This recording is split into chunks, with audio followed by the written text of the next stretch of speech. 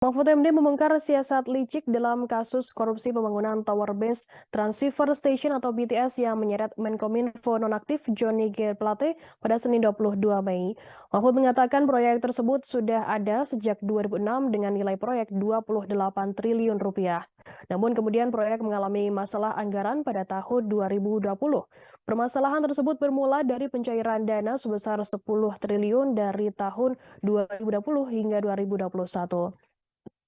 PLT Menkominfo ini menyebutkan dana tersebut hendak dipertanggungjawabkan pada Desember 2021. Namun dalam faktanya tak ada pembangunan menara BTS yang sudah dianggarkan senilai 10 triliun rupiah.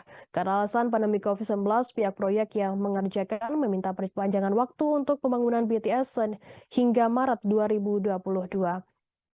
Kemudian pada Maret 2022 baru terdapat 1.110 menara BTS yang dilaporkan berdiri dari target 4.200 menara.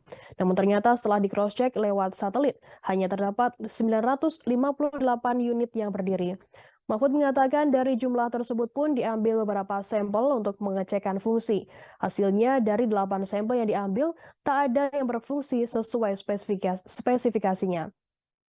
Jika dihitung biaya yang dikeluarkan untuk pembangunan 958 menara BTS hanya sekitar 2,1 triliun rupiah dari anggaran total yang dicairkan 10 triliun rupiah. Sehingga tercium penyalahgunaan dana yang tidak dipertanggungjawabkan sekitar 8 triliun rupiah. Berdasarkan temuan itu, Kejaksaan Agung menyelidiki dugaan korupsi hingga akhirnya menetapkan Johnny G. Plate sebagai salah satu tersangka dalam kasus ini. Tetapi Mahfud MD enggan menjawab ketika ditanya soal peran G. Plate sendiri dalam pusaran korupsi ini. Yang meminta masyarakat untuk menunggu proses hukum dan menantikan jawabannya di tahap persidangan yang akan datang.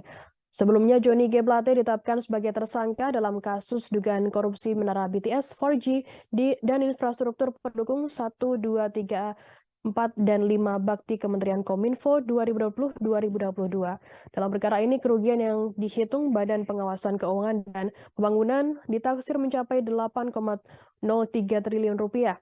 Sementara dana yang digulirkan untuk mendanai proyek ini mencapai 10 triliun rupiah. Terima kasih sudah nonton. Jangan lupa like, subscribe, dan share ya.